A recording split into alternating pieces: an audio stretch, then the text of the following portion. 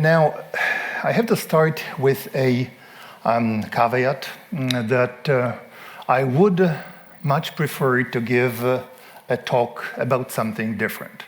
I would like to talk to you about, for instance, my work in the archives, ongoing work. For a historian of the Holocaust, to talk about challenges and threats to our discipline is something, of course, painful and something we would rather not do. Nevertheless, as I hope I will be able to convince you during the time that has been allocated to me, you will also appreciate that the case, that the situation is fairly dire, and that the title that you see on the screen, Holocaust History Under Siege, is actually not overstating the case. Now, I don't want to sound very melodramatic. However, from day to day, unfortunately, the realities of political and cultural, if we can risk this expression, life, force us to react sometimes with horror or with disgust to tendencies, to processes, to events which surround us.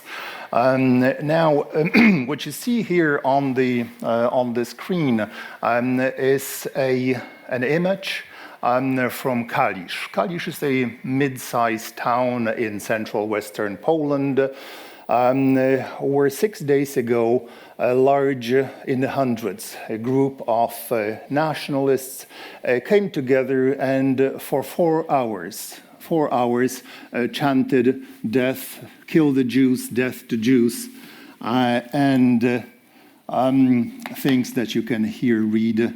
For instance, here today we cancel the Jewish rights on our sacred ground. Now, it's actually, you might say, nothing special. There are extremists all around. The difference here is that you have a major event which lasts 4 hours with police presence without any reaction. And the second important thing is that this situation occurs in Poland, a place, land which saw the death of 5 million, of 6 million of victims of the Holocaust. Now, what you see here as well on this picture is a process of burning. Now, once again, a scholar of the Holocaust, burning of scriptures fills me with dread, fills me with anxiety and fear. Now, the nationalists who converged on Kalisz 6 days ago burned a document dated 1264. A document it is so-called privilege given by Prince Bolesław the Pious to Jews in 1264, promising Jews a degree of independence or liberties in part of Poland. To have a crowd burn a document from 1264 in 2021 takes a stretch of imagination. Once we get to that point, it means that we indeed are facing a problem. Furthermore, as I mentioned, Poland is a place which has a special obligation due to the fact that Holocaust in large part occurred on Polish territory, and that the nation of Polish Jews, Polish citizens, has been destroyed in that event. So we need to now reflect, and this will be the topic of my lecture, reflect upon processes which I will discuss in the context of Poland, but by no means it's limited to Poland. What I am describing today is a process of challenging of the memory of the Holocaust, which is more generalized. It is something that occurs across Central and Eastern Europe to a various degree. Now, the problem is, as you know, that very often on the right, especially right wing or side of the political spectrum, Holocaust has been denied. Here we are not talking about Holocaust denial, which we know much about, which we know how to counter, which actually is not so prevalent or so dangerous. We are talking about far more insidious challenge, which is called Holocaust distortion. I will get to it in a moment. But before we come to it, let me share a few more words of introduction. So why Poland? Where, for instance, as I mentioned, the issue is with the territory on which Holocaust happened. And second, my professional life is based in Canada and in Poland. That's where my archives are. And that's where I encountered some of the problems which struck me as important enough to share them with you today. So moving ahead, we have a problem for certain. Now, last August 2021, I quote a document, the Israeli Foreign Ministry issued a statement. I quote, "We are holding intensive talks with the US administration on the possible courses of action following the Polish legislation that borders on Holocaust denial. We will not remain silent on the issue. Poland cannot continue to damage the memory of the Holocaust and its victims." Now, the US State Department chimed in and added on August 11 this year, I quote, "We are deeply concerned that Poland's parliament passed legislation that severely restricts the process of Holocaust survivors and their families, as well as our other Jewish and non-Jewish property owners to obtain restitution." Soon after, Israel recalled its ambassador from Warsaw and requested that Warsaw call back its ambassador from Israel, and that's what happened. The two countries lowered their diplomatic over the Holocaust issue, lowered their diplomatic representation below the level of chargé d'affaires. Now, these are just symptoms of a disease, symptoms of a malaise, which I will try to tell you more about. So in 2015, the Polish national elections brought to power a party, which is in Polish called Prawo I Sprawiedliwość, which translates in English into law and justice.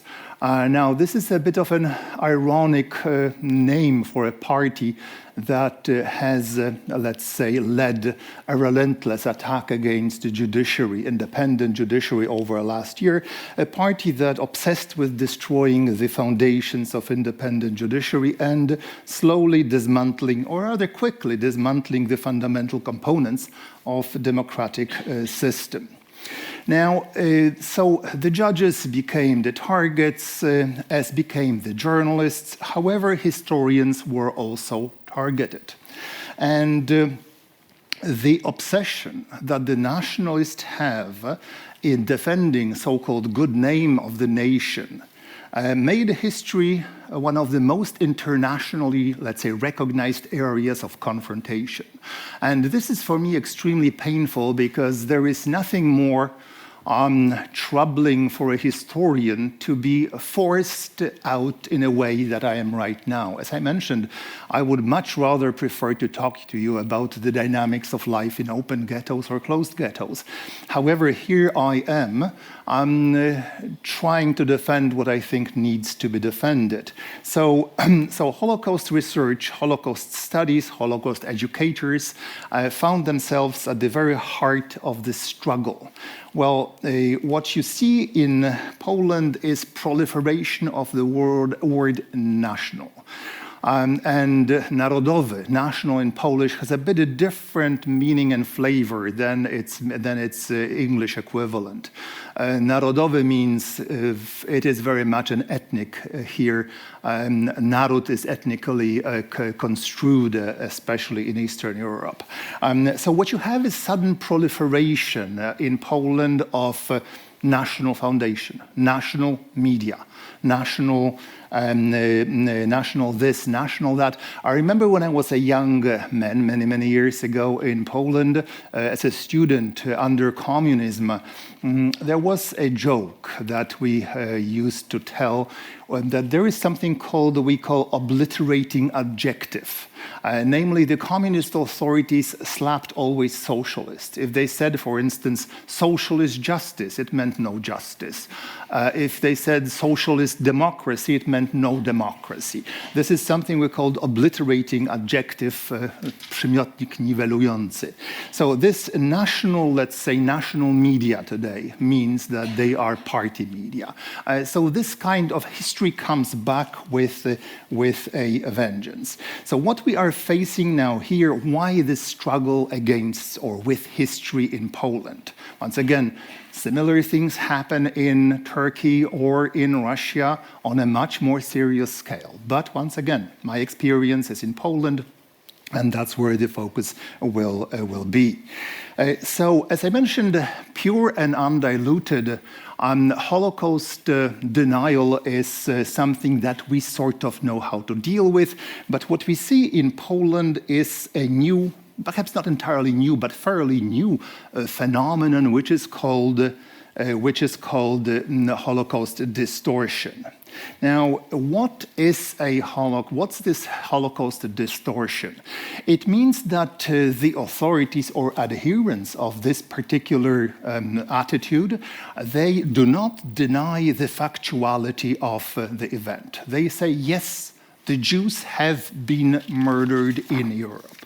However, what they do deny with vehemence is that their own national group, ethnic group, that their people had anything to do with the deed, that it was Germans, or Austrians, if you will, alone. I would like here to add a definition offered by Ephraim Zurow of the Wiesenthal Center in Jerusalem.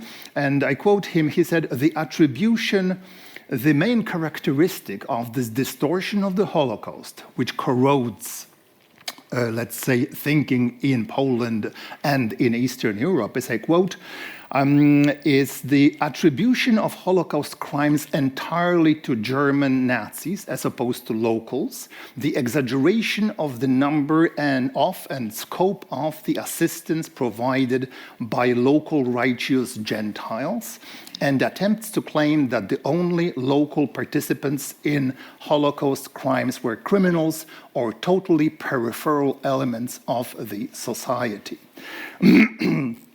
Now, here I would like you to, some of you might not be familiar with the expression righteous Gentiles. So righteous Gentiles are people who have been recognized by Yad Vashem Center in Jerusalem Institute as people who saved or tried to rescue the Jews at great personal risk without monetary benefits. So these are the righteous Gentiles. And this definition by Ephraim Zurow, in short, summarizes Polish problem with the Holocaust.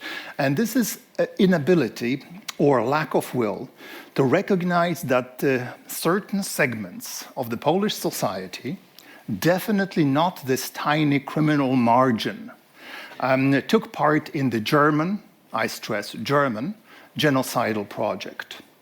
That this hard-suffering Polish society, and there is no doubt that Polish society was hard-suffering, exposed to extraordinary levels of terror by German occupant, that the same society or parts of the same society could at the same time engage in victimizing another, even more fragile and helpless group of their co-citizens, in this case, the Jews. Now, this distortion implies that we will not discuss the thousands and thousands of Poles who took part in a robbery, massive robbery of Jewish property, who took part in liquidations of the ghettos, bloody affairs, who then took part in hunting down Jews looking for shelter. Now, the problem is that here we are moving into so-called so-called Holocaust envy. One more term which I have to share with you, which means that in certain societies, and it's not only Poland, actually it's quite visible in the Ukraine, in Lithuania, there is this attempt to bring your own suffering to the level of the Jewish suffering during the war. So what you have here is books like Polish Holocaust, Little Holocaust. I remember going a few days ago in Warsaw from one area, one borough, as you say in London, from one borough of Warsaw to another. Crossing, there is a tunnel. And on the side of this tunnel, there is a commemorative plaque which reads, "This tunnel has been used by the Germans during the war as a gas chamber to gas 200,000 Poles." Now, this is simply not true. There was no gas chamber, there were no 200,000 victims. But there is a great need. There is a great need to elevate your own suffering to the level of the Jewish suffering. Now, I remember that few months ago, I wrote an article in which I suggested that in Poland people should come to terms with the fact that extermination camps were not for Poles, that extermination camps were for the Jews. I was actually reported to the authorities for slandering the good name of the Polish nation. Go figure.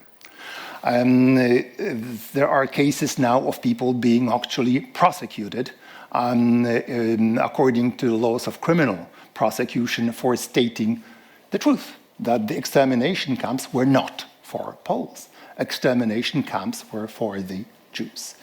So this whole problem revolves around something that my dear friend and colleague Yehuda Bauer termed or named a need to create usable past. Holocaust has become so important in European historical consciousness that you have somehow to domesticate it. You have somehow to build this Holocaust into your national history. Now, in Poland, this is important because the authorities and large chunks of the Polish society are devoted to protecting myth of national innocence, something I call the myth of national innocence. So how it's being done? It's being done by this relentless stressing of the role of the rescue attempts by the Poles of the Jews during the war. And unfortunately, this is a fallacy. This is not true. There were people who saved the Jews, there were people who tried to rescue the Jews, but they were a tiny minority.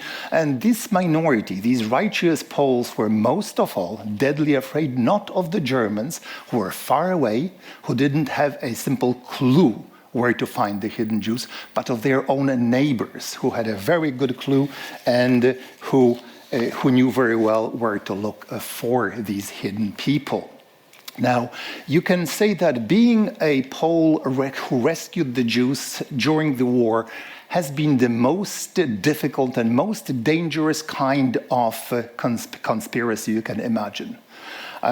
So this is something that today the authorities will never admit, and actually they sell a lie, which is a very sweet tasting lie.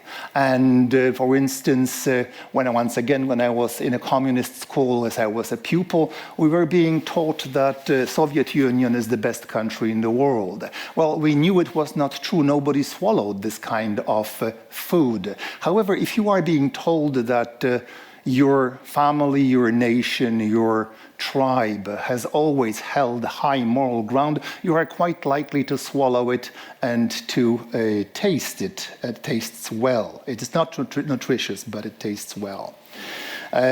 So imagine at this stage in 2019, Polish Prime Minister Morawiecki says, I quote, "Today we build great bright houses, a great and shining Poland on the foundation of memory of millions of Poles who suffered and who rescued Jews during the cruel night of German occupation." Now, if you talk about millions of Poles, to imagine how far down the lane of nonsense this discourse has evolved, you need to look no further than the words of this right-wing politician who is Polish prime minister. Millions of Poles who saved the Jews, and historians who disagree with this statement face consequences, face legal consequences. Here we come to the legal and not so legal consequences. As most of you or some of you remember, in January 2018, the Polish authorities voted themselves something called Polish Holocaust law. A precise translation, let me look it up, would be changes to the law regarding the Institute of National Remembrance, about which I will tell you a few words in a little moment. And among many other things, this new law, which has been, I must tell you, voted with the support or with the support of Polish opposition, which is very, very important. The so-called dignity file, defense of the good name of our nation, is perhaps the last area where Polish politicians come together. Autocrats together with Democrats. It's quite a significant thing. So a law has been voted which threatened those who, I quote, slander the good name of the Polish nation and who blame the Polish society, I quote, for crimes committed by the Nazi Third Reich with prison terms up to 3 years. Now, this bill raised extraordinary concern around the world. There were protests in Israel, in Western Europe. There was also fury in Washington. And actually, the Polish authorities were read a riot act by Trump's people of all, that if they won't do any, as long as that bill stands, they are not welcome in Washington. This apparently did make the difference, not the West European opposition. So under this tremendous pressure, on June 27, 2018, after half a year later, this fellow here said in the parliament, I quote, well, we have to decriminalize, we have to remove the 3 years in prison for historians and educators provision. And he said, those who claim that the Polish nation or the Polish state bear responsibility for the crimes of World War II should, of course, be in prison. But we have to act bearing in mind international realities. And this is why we take them into account, end quote.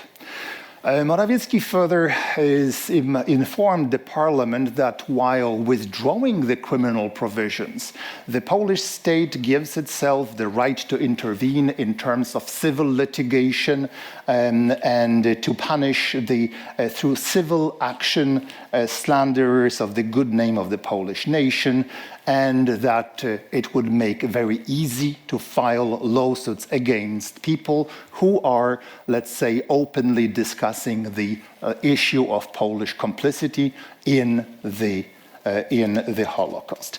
At the same time, on the same day, June 27, Polish authorities, Polish government signed a deal with Israeli government led at the time by Benjamin Netanyahu, and they said that they put this uneasy story behind them. They came to an agreement, and actually Israeli government recognized that anti-Semitism and anti-Polonism are two, let's say, ideologies which have to be combated. Now, placing at the same level anti-Semitism and no doubt the most ancient hate that humanity knows, without any interruption whatsoever, with something called anti-Polonism, which exists only in sick minds of Polish nationalists. It is an idea that there is a world conspiracy directed against Poland. To put this at par with anti-Semitism simply is a demonstration of how desperate was the Israeli government to have some allies inside the European Union, nothing less, nothing more. In Poland, throughout this time, the atmosphere, the energy the attack against independent historians of the Holocaust increased. It was on the rise. Jews were now being blamed officially for their own demise. What about Jewish police? What about Jewish councils? We were being taught. Also, additional thing which added even more spice to all of this was the recognition by the Polish government of the virtue of the only Polish resistance unit, the only one, which withdrew together with the Nazis in the winter of 1944 to 45 to Germany. Now, why would you honor people like this? Because this unit, so-called the Świętokrzyska Brigade, this was a unit which was so deeply anti-communist that it preferred to keep the, let's say, side of Nazi Germany. Now, to have Polish Prime Minister in 2019 lay flowers in Munich during his visit on the graves of these soldiers of that brigade tells you that that anti-communism trumps anti-Semitism, and this is one more part of this reality. Now, all of this is all sort of to give you this background situation. Now, you can say in Russia things are worse, and you are right, they are worse. In Turkey, they are much worse, yes.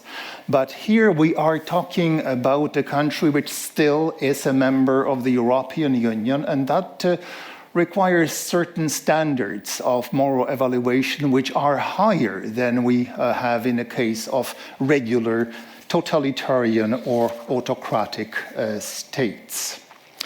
So this is the background in which 2018, in which the book that I sort of came to pitch here today as well, Night Without End, in Polish, Dalej jest noc, has been published right in the middle of this furor over Polish Holocaust law.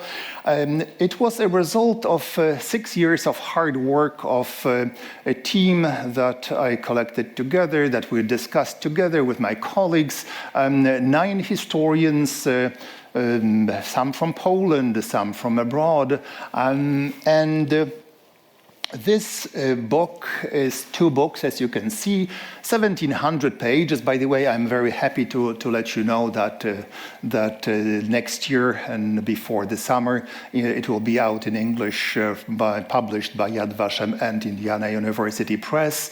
So this book basically was exploded sort of in the midst of this whole tension. What we did is an exercise in microhistory. I and my co-editor and co-author wanted to go beyond words such as some, sometimes, many. We wanted to be able to quantify certain things. How many people did things, unspeakable things to Jews? Or how many Jews chose this and that kind of strategy of survival? We chose, in order to do it, we had to go on a micro level, on the level of counties. We chose 9 counties of occupied Poland, going to the level of individual human trajectories. And we shed light without, let's say, being too modest. I can say that the book brought many unknown things to light. Among them was the question of so-called Aktionen, liquidation actions, terrifying, bloody affairs during which, during the liquidations, the Germans, with their helpers, liquidated the ghettos in Poland, sometimes killing up to 50% of the Jews inside the ghetto prior to their dispatch to the extermination sites. We were looking at the Jewish reactions. We're looking also at levels of complicity of Polish population surrounding these events. Now we are talking about the German strategy. Now, from the point of view of the authorities, it was clearly unacceptable. And especially one of our findings, which was that a vast majority of Jews who fled the ghettos and later died with direct or indirect participation of their Polish co-citizens. Now, these things simply were taboo and still are taboo. In the eyes of nationalists who control the situation, this is something unacceptable. A Polish minister of science and education, mind you, called our book, I am quoting in Polish, he said, it is antypolski szmatławiec. It translates nicely into English, anti-Polish Nazi rag. This is the kind of level of discourse you can find in the mouth of the Minister of Education and Science in Poland today.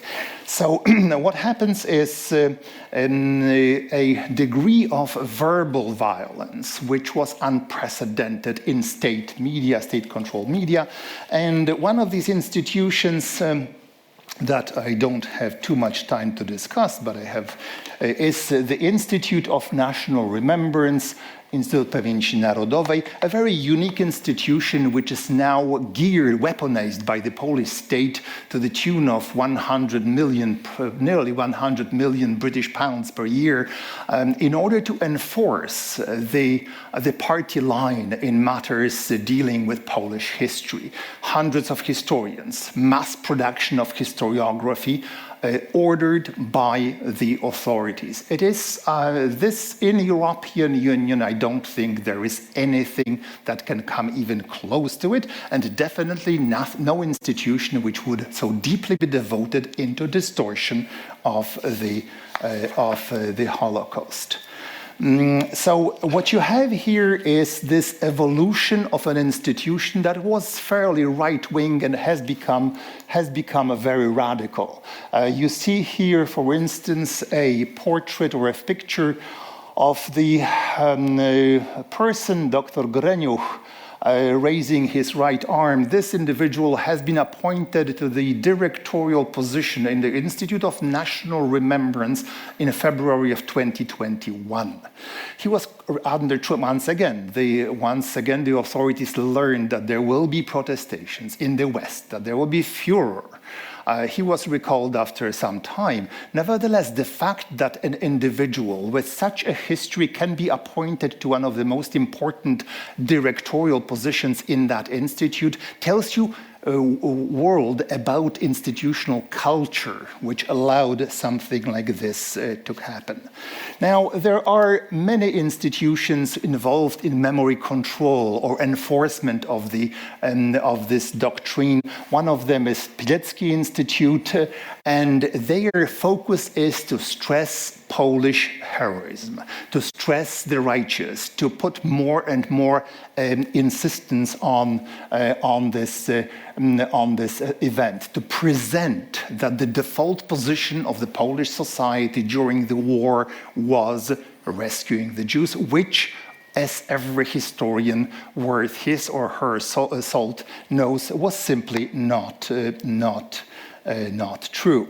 In the process, what the Polish authorities create is they want to create themselves new elites. So they have new judges, pseudo-judges. They have new journalists who toe the party line, pseudo-journalists. And they also have new kind of historians, let's call them pseudo-historians. This is just a few of the images of people who are now receiving millions of zlotys, which is hundreds of thousands of pounds, in order to, let's say, imprint their mark on Polish social scene. Something quite extraordinary, I must say. In addition to these official state institutions, there is a number of so-called gongos. The gongo is a new term that I learned recently. A gongo is government-organized NGO. In other words, those are NGOs which are proxies for the authorities, funded entirely or in part by the government. So on the left, you see an institute to fight anti-Polonism, and I am glad to tell you that that I have been reported to the Central Prosecutor's Office by that very institution a couple of months ago, because I dared, as I said, to state that extermination camps were not for Poles, they were for Jews. And on the right, you have another organization called in Polish the Redoubt of Defense of the Good Name of the Polish Nation. And here we come to the book that I discussed with you, to the book that I and my colleagues were now going to, to be confronted about. So one day in 2019, 1 year after its publication, we learned that one of these gongos, the Redoubt of Defense of Good Name of Polish Nation, an organization vastly supported by the Polish government, involved, with certain ministries in Poland, arranged for a civil lawsuit to be filed against me and against my colleague, Professor Barbara Engelking, co-editor and co-author of the book. Now, I don't want to get too technical, but this will be important. It goes beyond, of course, a lawsuit and our individual fates, which are not, of much relevance for anyone other than ourselves. So the thing is that we were informed that there was a lawsuit against us because a lady in a remote village in eastern Poland found out that her uncle, a long-deceased village mayor, has been maligned, slandered. That my co-author in her chapter accused him of denouncing Jews to the Germans, and then the Germans killed the Jews, while the lady in her lawsuit stipulated her uncle actually was a hero and he saved the Jews. Now, as we soon learned, behind the scenes was the Redoubt of the Good Name of the Polish Nation, and this was an organization which funded the trial, the research. They combed through footnotes, and they thought they had a smoking gun, as their president said. Now, it was one thing with the slander charged against the long deceased village mayor from eastern Poland. But here we were accused, they quote, to have slandered the Polish nation on purpose and in a premeditated way. Once you talk these terms, the situation in Poland becomes serious. But even more troubling, the lawsuit here said that we violated people's right to national identity, a right to national dignity. Now, once in a court of law you are confronted with these ill or undefined, legally undefined terms, you know you have a problem. Now, in Polish jurisprudence, I don't want to bore you stiff with this, but it is important, so I have to stress it. In Polish civil procedure, you have, as in probably in British common law, you have personal goods such as, let's say, honor, which have to be protected, and there is nothing wrong with it. However, in Polish jurisprudence, you can introduce additional terms. If many courts recognize that national pride and national dignity are also personal goods which need to be protected, then they will be protected. And that basically will mean very quickly an end of independent history of the Holocaust, because each and every person can interpret national identity or dignity or pride in a variety of ways. And there is nothing you can write which will not upset someone. So there is basically a gun or an axe raised above the heads of... So this case was clearly meant here to fulfill the promise made in 2018 by Prime Minister Morawiecki. He said that the Polish state has now the means to go after the slanderers of the good name in the way of civil procedure. Now, the thing is that here the trial became very, important, I would say, to each and every historian, and more, and also spilling beyond the discipline of history. We were told that And this was a very important stage. There were different kinds of sources, many sources, which we based our accounts on. Now, in the case of this particular village elder, my colleague decided that the essential testimony was a Jewish testimony from 1990s. However, there was also a court case from 1950s from Poland when the same Jewish witness said something completely different. In other way, you had a 1950 document which is from Poland in which Jewish survivor said this village mayor is innocent. And then you have her account from 1990 in which she says he was guilty. Now, the problem is that we as historians of the Holocaust know that these documents from 1950, let's say, need to be approached very, let's say, prudently.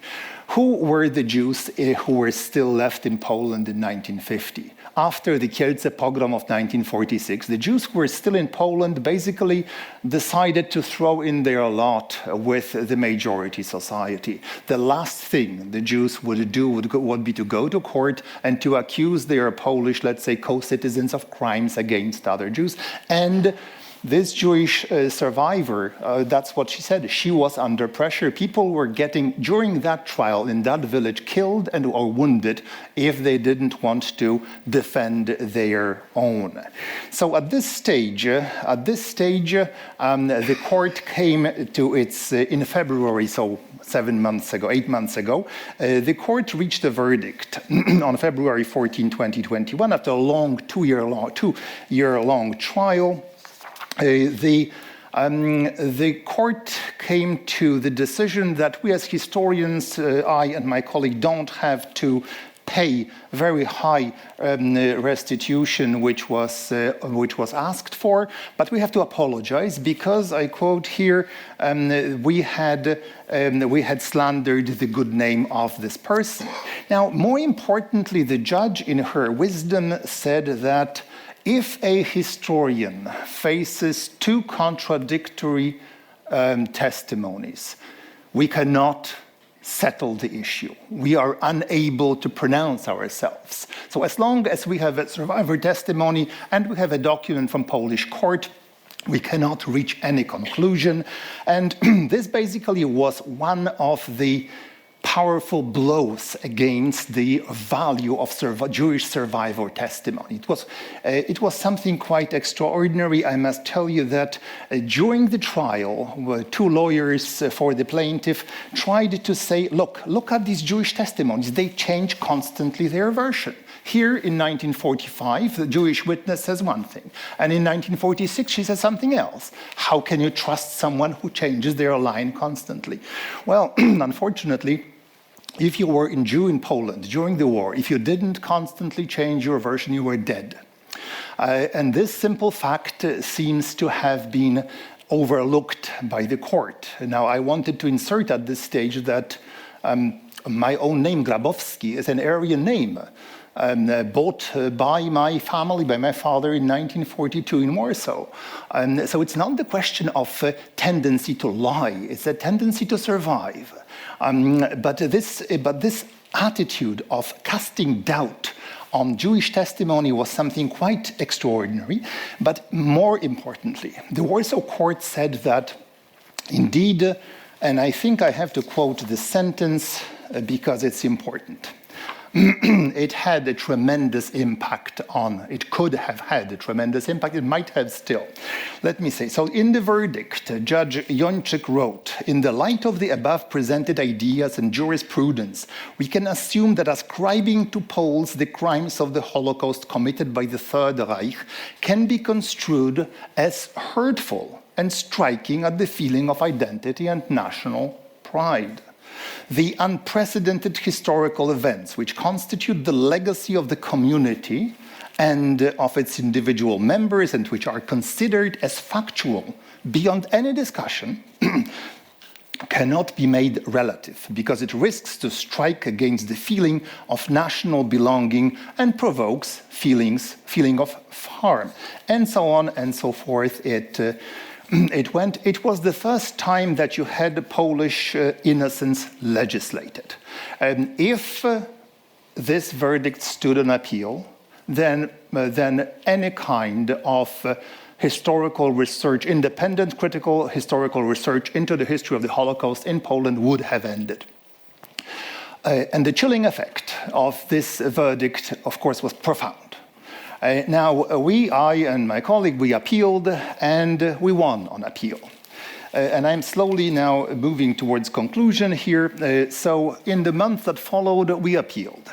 And appellate court, the Court of Appeals in Warsaw in August, so 3 months ago, sided with us. We were exonerated. The case was dismissed, thrown out of court.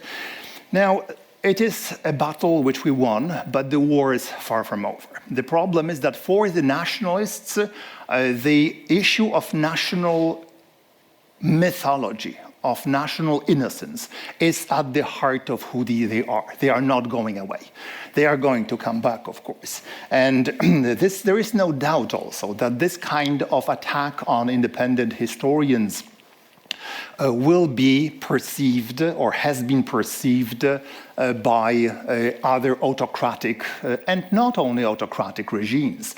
Because instead of putting historians or Holocaust educators in jail, you can just ruin them. You can ruin their reputations. It's much more tempting. By the way, this is what happens. This is yours truly, and this is last year's cover page of a major pro-government weekly. The level of hate associated with this kind of attitude is just tremendous. So now, in terms, or instead of conclusion, I would just like to tell you that for many years we have been debating in conferences. We have been. Oh, by the way, perhaps this one needs to after the appellate court judged in our favor, the Minister of Justice, extreme nationalist, Mr. Ziobro, wrote on Twitter, as you can see, it is a judicial coup d'etat against justice itself, and I have been called a liar. Not that I'm going to court, but otherwise I would have no time to do any more research. So in terms of conclusion, we have been debating in all these conferences and meetings what will happen to Jewish or simply Holocaust survivor testimony once the generation of survivors passes away. And we thought to ourselves, we have the museums, we have the displays, we have the films, we have everything. Well, I think that the lesson is that we should not take anything for granted, that the storm is brewing, and actually we have to brace ourselves for things which will happen. And thank you very much for your attention.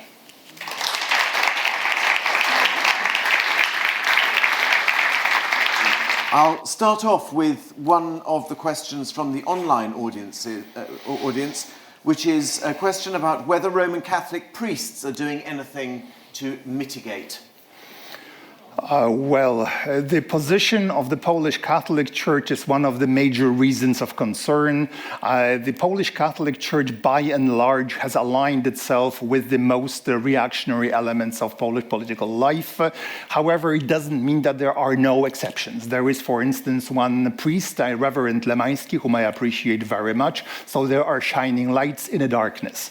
But by and large, the Polish episcopate, the congregation of bishops, has been a loyal fellow traveler of the nationalists, and they made their major contribution toward radicalization of the Polish nationalists. Thank you very much. I don't know whether you'll be able to answer this. I'm a survivor of the Budapest ghetto, and I follow what's happening in Hungary. I wondered whether you could comment on the situation in Hungary. Okay, well, I must say I'm not a specialist in Hungarian problems, but it's hard to not to be aware of it. I just happened to return 2 weeks ago from Budapest from a small meeting, and I came to appreciate a monument in Budapest, which was a monument of horror. It's called Monument of the Victims of World War II, I believe, or German occupation. You have a German eagle, huge menacing German eagle striking this innocent person of Archangel Gabriel that symbolizes innocence of the Hungarian people. In terms of fallacy, it happens in a country which basically sent its Jews, 500,000 of them, to death with minimal German involvement. 200,000 Hungarian officials of various ranks have been involved in the shipment of, without any physical German presence, of shipment of 440,000 Hungarian Jews to the gas chambers of Auschwitz. So this monument actually symbolizes this drive to defend historical innocence of the Hungarian people. As I mentioned, what I discussed in the case of Poland has its echoes elsewhere. So, if that answers your question. Yes, thank you. Your lecture is very interesting. May I just ask this, that even in the West, there have been anti-Semitism for quite a long time. And for example, the French Catholic Church have protected a lot of Nazis. And there have been quite a lot of films about this. Now, does that mean that in fact there's denial of, because you referred to denial, the legal system of Poland, which refers to the denial of Polish identity. Is it any different to other countries where this has happened? And I'm highlighting France, for instance. Right. So if to answer this question is, first of all, the French, despite very many misgivings, have done tremendous memorial work since 1980-something. It might have happened under the influence of my colleague Michael Maris, who was from Canada, but the French since then have done a lot in order to understand that not every single French woman and man have been members of patriotic resistance. And I believe that the message actually, together with the Declaration of Chirac of 1995, percolated, and this has been done. So I don't believe that today French state, and I stress the word state, would be involved in massive this distortion of the Holocaust the way the Polish authorities are. So for me, the fundamental difference is the state agent, because once we are talking about the powerful resources of the state, we are elevating the discussion to a much more menacing level. But you are right, French church for many years and decades was in the forefront also of this sort of denial of French complicity. True. And now a number of people online want to know how the Polish people have reacted to the government's attack on Holocaust historians. Well, on the one hand, I and my colleagues received a very wonderful support from the intelligentsia, from learned circles. So that was indeed very encouraging. On the other hand, you can say that there is actually a slide I thought I wouldn't have to show, but I guess I will have to show it after all. This one.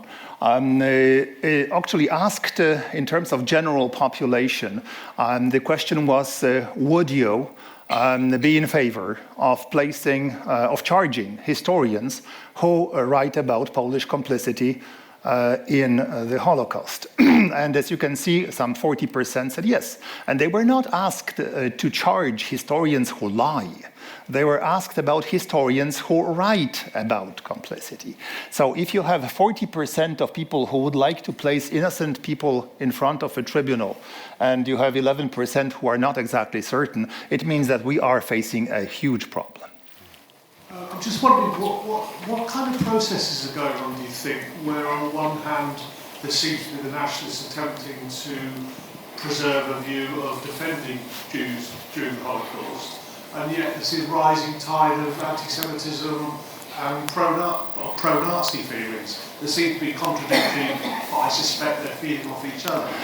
Well, it's a good question. The thing is that in this drive to celebrate Poles who saved Jews, the Jews are not important.